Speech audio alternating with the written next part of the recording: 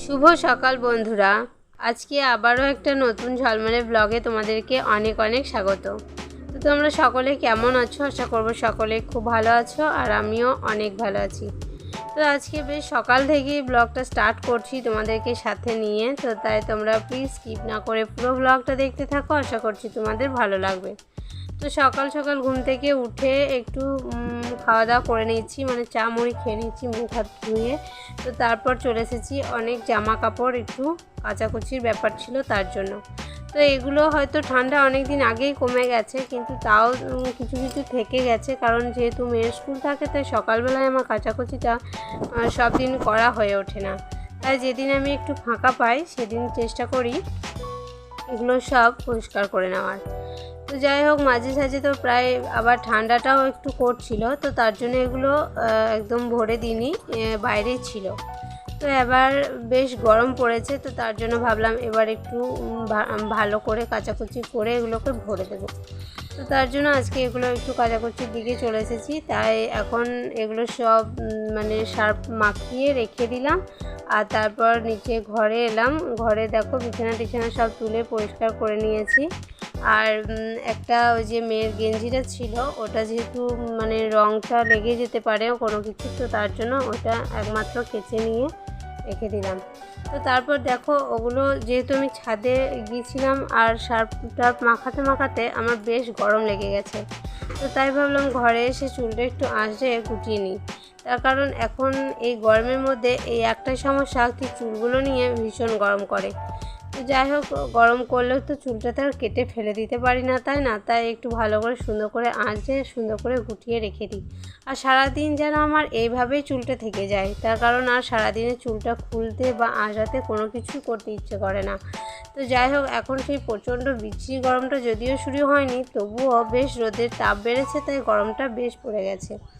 তো তাই ভাবলাম চলো চুলটা একটু ভালো করে গুছিয়ে বেঁধে নিই। তারপর তো আরও প্রচুর কাজ আছে, এখন সেরকম কোনো কাজে আমি সেরে উঠতে পারিনি। তো আমি একটা কাজ করতে করতে অন্যদিকে অন্য আরেকটা কাজও সারার চেষ্টা করি। তার কারণ একটার পর একটা না করলে কাজ করতে করতে অনেক দেরি হয়ে যায়, অনেক বিক্রি হয়ে যায়। তো দেখলে যে আমি সার্ফগুলো মাখিয়ে রেখে এসেছি, ওগুলো কিন্তু এখনও কাচাকুচি করতে লাগিনি, ওগুলো কেবল ভিজানো আছে। এখন এদিকে আমি উনুনের মধ্যে ভাত বসিয়ে দিয়েছি, আর ভাতের জলটা গরম হয়ে গেছিলো, তাই ভাতের চালটা দিয়ে দিচ্ছি। আর দেখো ভাতের হাঁড়িতে একটু কোটোর মধ্যে ডালও দিয়ে দিয়েছি। পড়তে বসে পড়া বাদ দিয়ে ম্যাঙ্গো ফুটি খাচ্ছে। এই যে বই খাতা সব বন্ধ, টেবিল চেয়ার ফাঁকা করে বসে বসে ফুটি খাচ্ছে। তাহলে পড়া কী করে হবে? আজকে স্কুল ছুটি আছে। কিসের ছুটি আজকে স্কুলে? গুড ফ্রাইডে ছুটি আছে, তার জন্য সকালবেলা পড়তে বসে পড়ার বই বন্ধ করে দিয়ে বসে বসে ফুটি খাচ্ছে। তো যাই হোক, ওদিকে দেখলে যে মেয়ে পড়তে বসে পড়া বাদ দিয়ে ফুটি কাটছে, তার কারণ ও পড়তে পড়তে বলছে কি আমার খিদে পেয়ে গেছে, কি খাবো। তাই দেখেছে যে ফ্রিজে ফুটি রাখা ছিল, তাই ফুটিটাই বার করে খেতে শুরু করে দিয়েছে।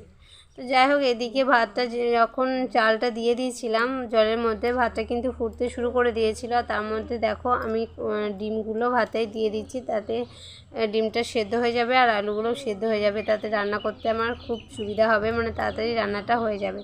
তো তোমরা কে কে এভাবে রান্না করো, যে ভাতের মধ্যে এগুলো সেদ্ধ করতে দিয়ে তারপর রান্নাটা করো? তো প্লিজ কমেন্টে জানিয়ে দিও, তাহলে আমার বেশ ভালো লাগবে আর তোমাদেরও অনেক ভালো লাগবে। তো দেখো আমাদের 5 জন বাড়িতে সদস্য, তাই 5 জনের 5টা ডিম আমি ভাতে দিয়ে দিয়েছি, আর তার মধ্যে আলুগুলো দিয়ে দিয়েছি সেদ্ধ হয়ে।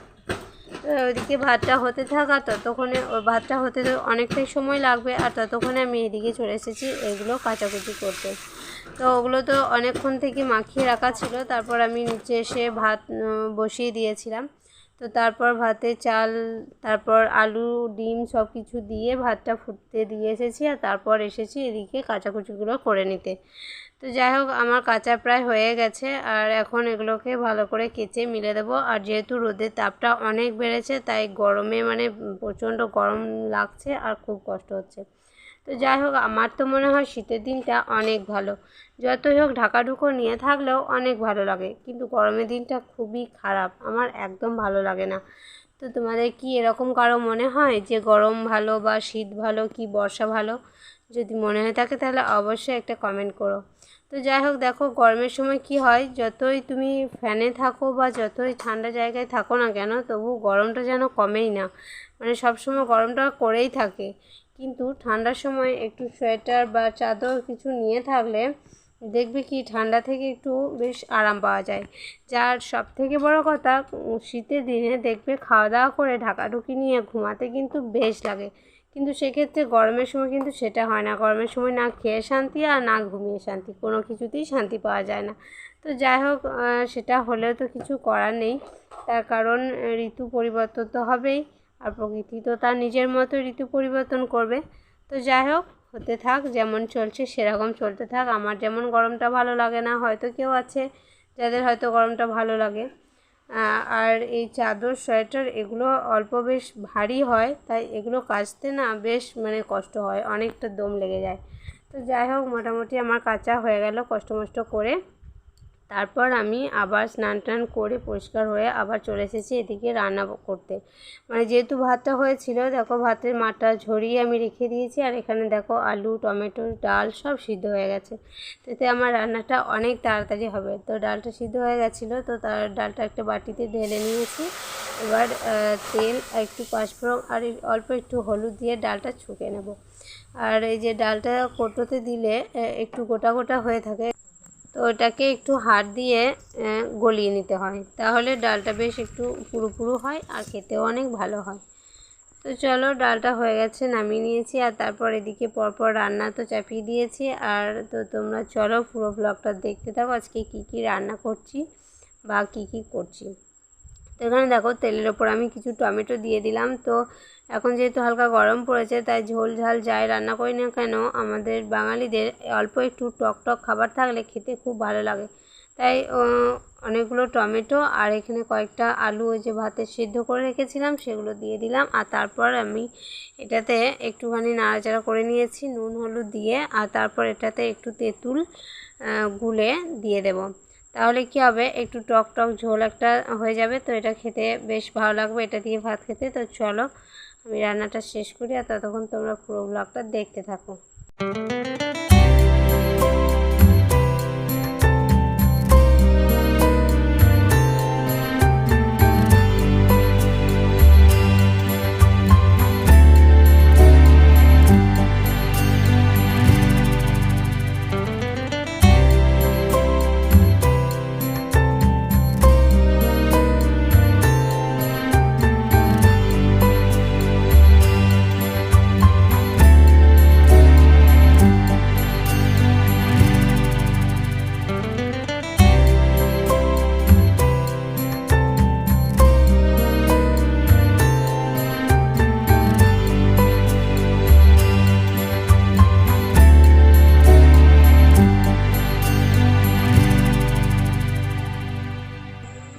তো বন্ধুরা চলো, আমার রান্না প্রায় কমপ্লিট। তো তোমরা দেখলে আজকে আমি এই যে ডিমের ঝোল করলাম, আর একটু যে ডাল করেছিলাম পাতলা হালকা করে, আর একটুখানি ওই টক করেছিলাম টমেটো আর আলু দিয়ে। তো এটাই ছিল আজকে রান্না। আর এই দেখো ডিমের ঝোলটা এখনও শেষ হয়নি, মানে এই যে বসিয়েছি। আর এই যে মশলাটা কষানো হয়ে গিয়েছিলো, ওই জন্য আলু তো সিদ্ধ করা ছিল, আর ডিমটাও ভাতেই সিদ্ধ করে নিয়েছিলাম। তো তারপর তেলে একটু ভেজে নিয়েছিলাম, আর তারপর ঝোলে দিয়ে একটু জল দিয়ে ঢাকা দিয়ে দিলাম। তো এটা ফুটে গেলেই আমার রান্না কমপ্লিট। বন্ধুরা রান্না তো আমার প্রায় কমপ্লিট হলো, কোনো রকমে ভীষণ গরম পড়েছে, মানে দারুণ কষ্ট হচ্ছে উনুনে রান্না করতে। তো যাই হোক, আর এই যে এখানে দেখো জামা কাপড়গুলো চান করেছিলাম, তারপর মেলা হয়নি, তো এই মাত্র মেলে দিলাম, সব ভিজে আছে। আর এই যে এগুলো কেচেছিলাম সকালবেলা, এগুলো এখনও সব ভিজে, আবার জল বেরোচ্ছে এখনও,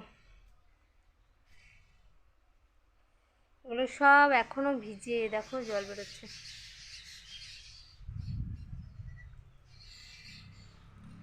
যাই হোক, চাদরটা অল্প শুকিয়েছে আর এটাও অল্প শুকিয়েছে। তো চলো এটা এখন শুকাক, আর আমার রান্না তো এখন মোটামুটি কমপ্লিট করে ফেলেছি। এবার ধোয়া মাজা সব আছে সেগুলো করব। আর এখন এই যে আমার রেবুসোনা কী করছে একটু দেখি নাও। এই দেখো বাবু সোনা, তো র্যাবুকে ঘাস দেওয়া হয়েছিল, এই যে এখানে ছাগলের জন্য ঘাস আনা হয়েছিল, ছাগলটা না খেয়ে ঘাসগুলো সব ফেলে দিয়েছে, আর এই ঘাস ওকে দিচ্ছি, দেখো কেমন করছে। সকাল থেকে কিন্তু আজকে অনেকটাই ঘাস দেওয়া হচ্ছে, তারপরেও চলো এটা খুলে একটু ঘাসটা ভরে দিই।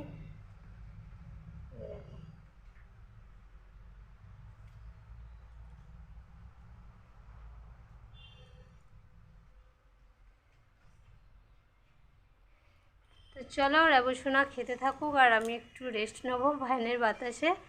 তো চলো আজকে ব্লগটা এখানে শেষ করছি, টাটা, আবার দেখা হবে পরের ব্লগে। তো ততক্ষণ তোমরা সবাই ভালো থেকো, সুস্থ থেকো, আর অবশ্যই আমার নতুন নতুন ব্লগ ভিডিও দেখতে থাকো। চলো টাটা, লাভ ইউ।